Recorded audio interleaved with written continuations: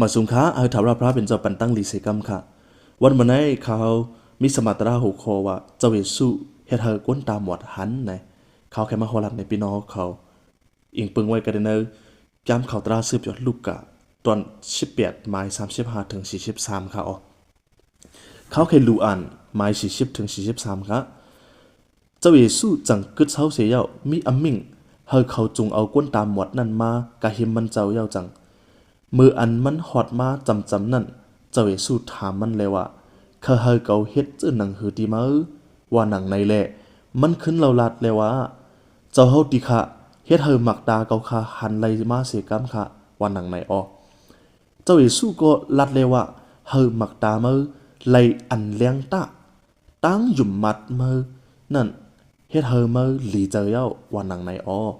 เมื่อนั้นกำเหลียวหมักตามันหันไลมาเสียจอมหลังมันเจ้ากว่าเละยองโยตังเกจุพระเป็นเจ้าอยู่ออกวนตั้งหลายหันเสียอ่อนกันยองโยพระเป็นเจ้าออันนี้เป็นลองเจ้าเยซูคริสต์จ้ามากันในเวียงเยริโคยก็มีกวนตั้งนำมาจอมหลังมันเจ้าค่ะวันนั้นมีกวนตาหมดก้อนหนึ่งค่ะมันเป็นกวนย้อนอยู่เฮียมผังตั้งไว้ปิกสมอตามันอ่ำหันเสียตามันยินเสียงกวนมานำหนาเลยมันถามเป็นลองสังนะมีกวนก้อนหนึ่งลัดเนี่ยมันว่าเจ้าเยซูจ้ามาในมันห้องเสียนห้องจือเจ้าเยซูค่ะเจ้าเยซูเอ้ยลุกคุณลงดาวิดด้วยจอยแถมเกาคาเซกัมมันห้องเปล่าค่ะนะก็ในกวนหิมหอมนั่นลาดมันอย่าไปมอเขาคืดมันค่ะหยุดเตียดแล่นะกวนกามันเย็นค่ะนะมันขึ้นห้องแทงค่ะขึ้นห้องแทงบอกหนึ่งก็ในเจ้าเยซูคริสต์เย็นเสียงห้องก้นในเสร็จแหละให้จุงมือมันมาเสถามมันแค่ให้เขาเฮ็ดบันสังติเมอร์นะมันลัดกว่าเกาขาแค่ตาขาขึ้นเลียนขึ้นหันอันเลี้ยงขึ้นก็เลยเจ้าเยซูจังลาดว่าจอมหนังตั้งหยุมมัดอันเมื่อมินั่นเมื่อเดี๋ยวเลยลองลีเจ้าเย้าตามันหันเลี้ยงมากค่ะหันเลี้ยงมาหันตั้งคู่พระเป็นเจ้าเฮ็ดเสนอจุดอาศักมันเลยลีเลยเปลี่ยนมากขึ้นค่ะเขาขามาด้วยลงในมีเปิงสามอันตีเขาขาหรือไรมามนเมในจุดอาศักเขาค่ะเขาหรือไรมาสวนเอาในจุดอาศักเขาค่ะสามอันนั้นเป็นลงสางานเนี่ยก้นตามหัวก้นเนี่ยมันหูตีหนึ่งเนี่ยมันหูเจ้าเยซูลีเขาอันไหนค่ะกอบสังมันถามหาลูกเป็นลงสังไหนกนหิมหอมนันลาดว่าเจ้าเยซูมาเนี่ยมันห้องเสียนจือเจ้าเยซูเคล็ดกำเร็วค่ะนะปนอาเดมาจอยแถมมันนั่นนะปนห้ามซีมันอย่าไปห้องปนฮึดมันก็มันเย็นค่ะมันกูสังค่ะมันขึ้นห้องแทงเขาขามาสอนด้วยค่ะลงเนี่ยเขาขาเป็นคริสเตียนมาหลาย10 ปีแล้วหลายปีเมืองกวนเขาขามาวนด้วยจ่องเขาหูเจ้าเยซูลีปบนว่าอันนี้เป็นคริยานะมันอย่าไปเป็นคริยานะเบิ้นแค่หามซีไว้เขาสัมปอกูทำจะเนี่ยเขาดูเลยหูเจ้าเยซูในเป็นชังเป็นผู้เลยมันเป็นพระมิวเลยเขาดูเลยหูลีค่ะอันนี้เขาหลุดสวนเอาในโจดาสาขานะลงตีสอง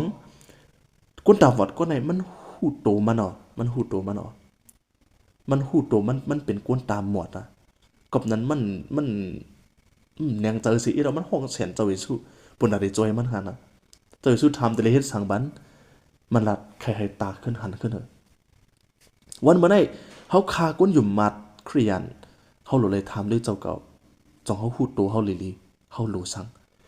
ก็เปื่อเขาหูโตเขาเป็นสังแหละเขาเคยอยู่เจริญจลาค่ะนะเขาเคยอยู่เมามังอันไหนก็เปื่อเขาหูโตเขา